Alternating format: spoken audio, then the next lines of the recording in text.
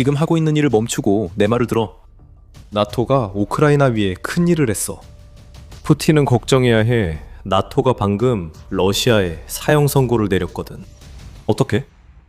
지금 이 순간에도 집단 방위 동맹은 우크라이나가 러시아의 침공을 완전히 끝낼 수 있도록 필요한 모든 것을 제공하는 새로운 계획을 준비하고 있어.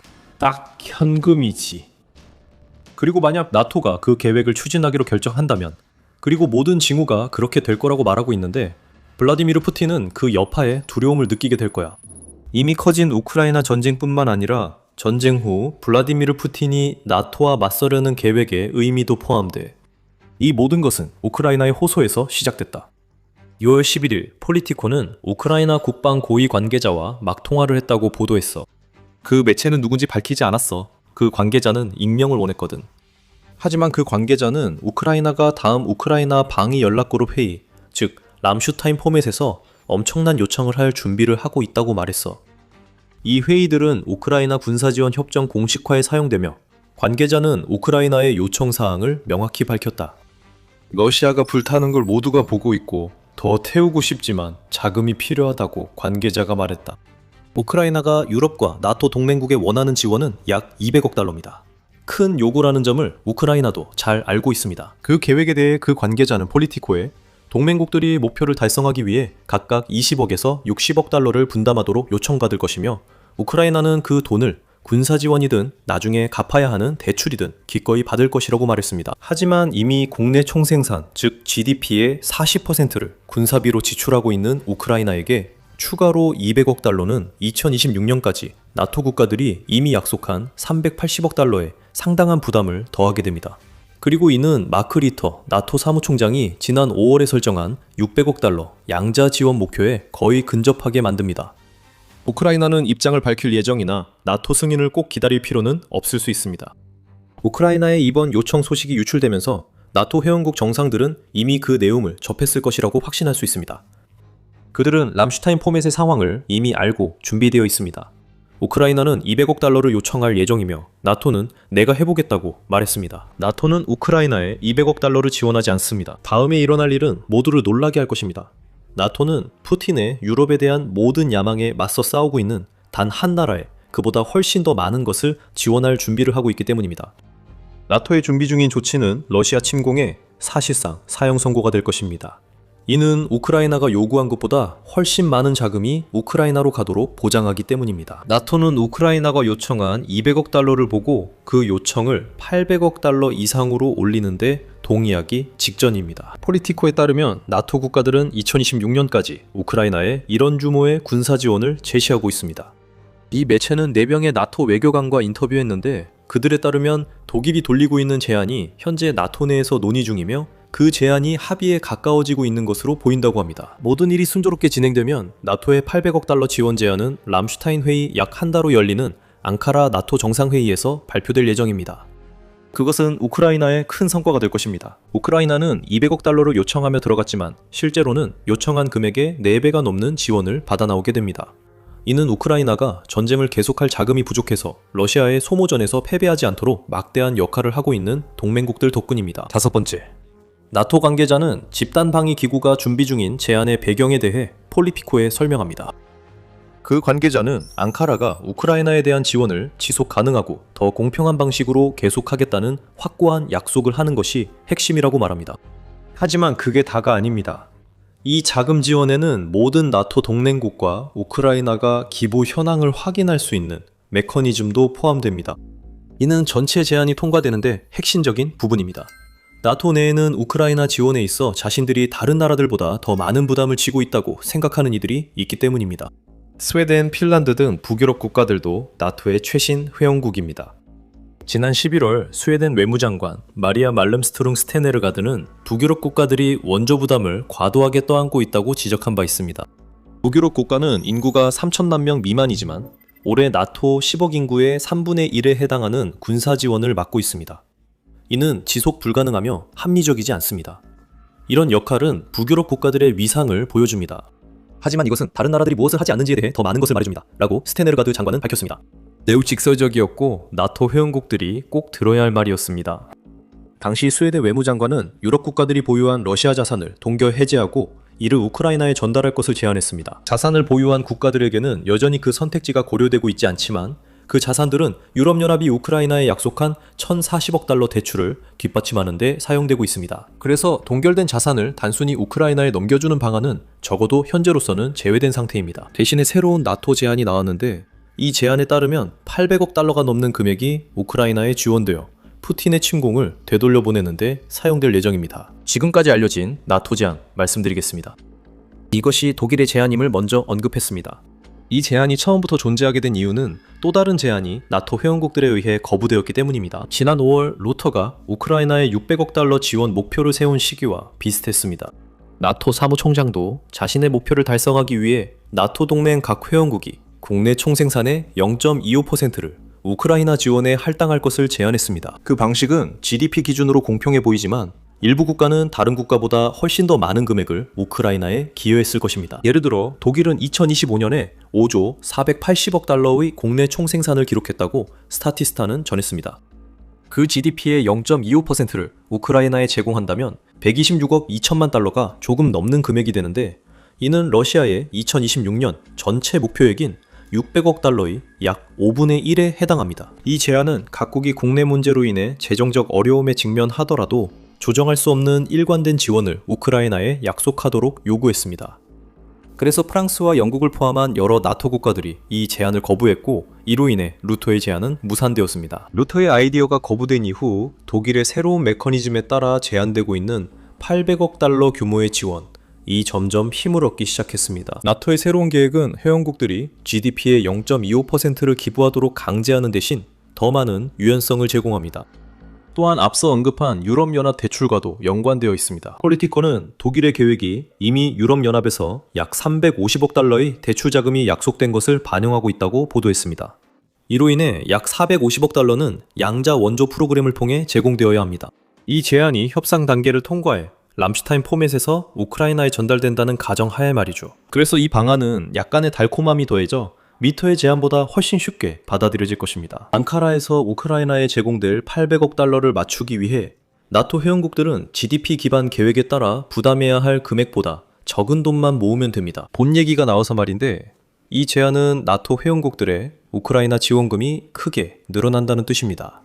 6월 4일 드석에서 킬 연구소는 우크라이나의 나토 동맹국들이 여전히 비교적 높은 수준의 지원을 유지하고 있다고 보고했습니다. 예를 들어 독일은 3월과 4월 모두 우크라이나에 약 48억 달러를 할당했으며 우크라이나는 이 자금을 방공 시스템과 드론을 구입하는 데 사용했습니다. 영국은 같은 기간 약 15억 달러의 지원을 제공했으며 다른 나토 국가들도 수억 달러 규모의 지원을 이 기간 동안 제공했습니다. 그러니까 나토 국가들이 이미 우크라이나를 돕기 위해 많은 돈을 쓰고 있지 않은 건 아니라는 거죠. 이제 그들이 더 지원할 준비가 됐다는 말입니다. 또한 우크라이나가 러시아 침공군으로부터 영토를 방어하는데 더 많은 자금 지원은 항상 도움이 됩니다. 여기서 우리가 보고 있는 것은 나토가 약속 이행과 우크라이나 보호 사이에서 절충점을 찾고 있다는 것입니다.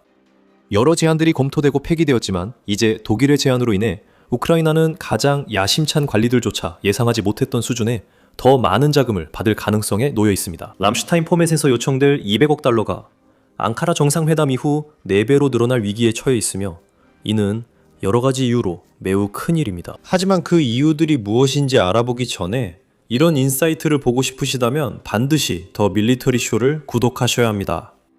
저희는 매일 영상에서 이렇게 자세히 설명해 드립니다. 그래서 추가로 800억 달러가 우크라이나의 전쟁 자금으로 들어가는 것은 매우 중요합니다. 그 이유를 말씀드리겠습니다. 첫째, 이는 나토가 우크라이나를 돕는 것뿐만이 아닙니다. 상당한 자기 이익이 작용합니다. 유럽인들은 러시아 푸틴이 우크라이나 전쟁에서 승리하면 나토 회원국들이 다음 표적이 될 것이라 믿고 있습니다. 비관론자 중 한 명은 독일군 총사령관인 크리스티안 프로이딩 중장입니다. 6월 11일 강력한 경고에서 그는 러시아의 나토 동맹국 침공이 만약이 아니라 언제의 문제라고 했습니다. 브로이딩은 모든 32개의 나토 동맹국, 이 러시아가 2029년에 나토 동맹국을 침공할 능력이 있을 수 있다는 데 동의한다고 주장하며 2029년은 독일의 독자적 전망이 아니라 나토가 합의한 정보 판단이라고 덧붙였습니다. TVP 월드에 따르면 러시아 군사시설이 현재 나토 국경에 건설되고 있으며 핀란드, 스웨덴, 노르웨이, 발트 3국과의 국경을 따라 진행 중인 공사는 약 11만 5천 명의 병력을 수용할 수 있는 기지의 현대화로 이어지고 있는 것으로 보입니다. 러시아는 나토 회원국에 정기적으로 하이브리드 전쟁을 벌이고 있습니다. 5월 말 루마니아에서 러시아 드론이 아파트를 공격한 사례가 그 예입니다. 이러한 침입은 점점 더 빈번해지고 있으며 루마니아가 경험한 것처럼 더욱 위험해지고 있습니다.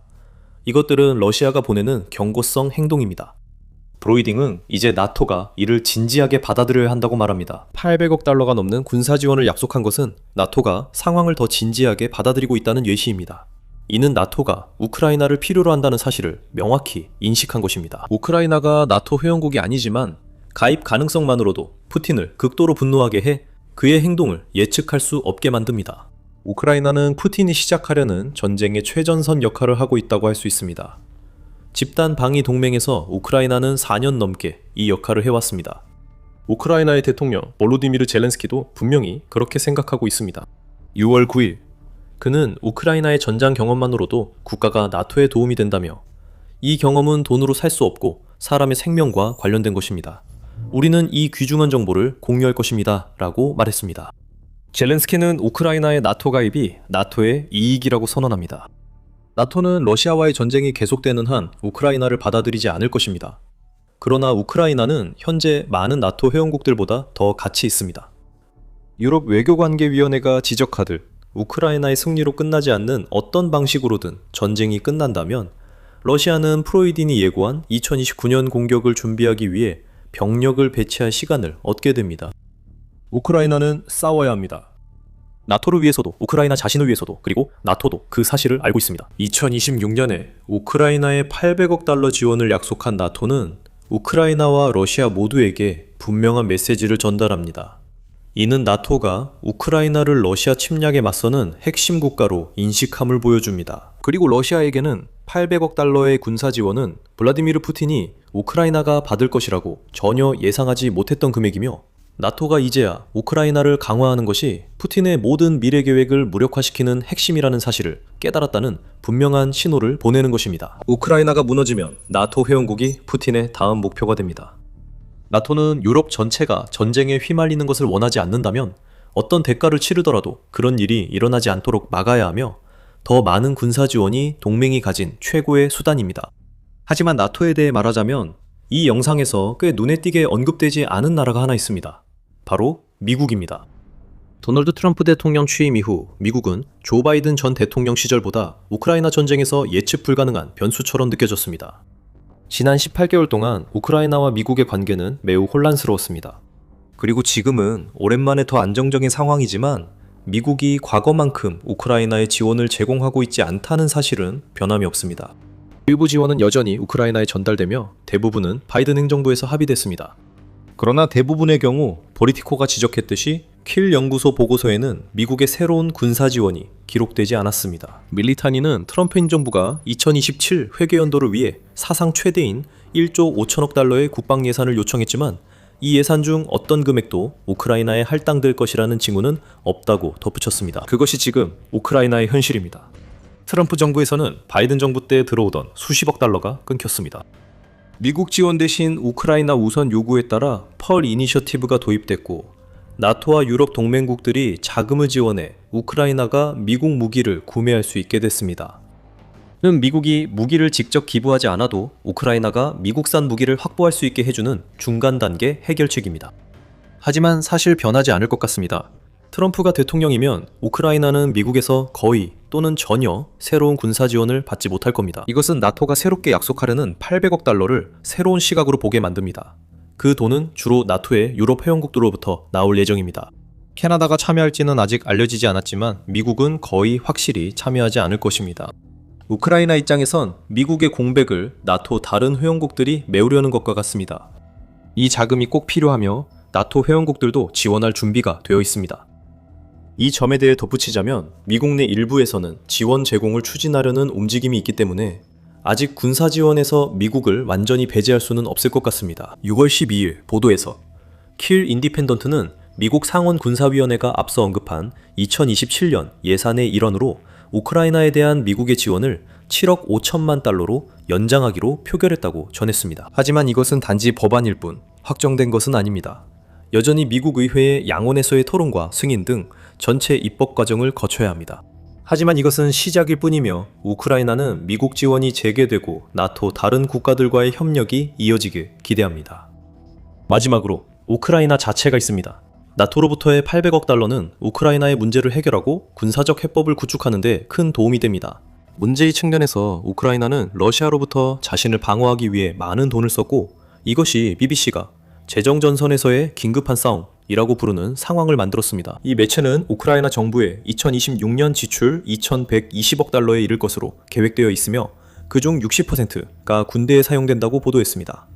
이러한 지출로 인해 우크라이나는 약 450억 달러의 예산 부족에 직면하게 됩니다.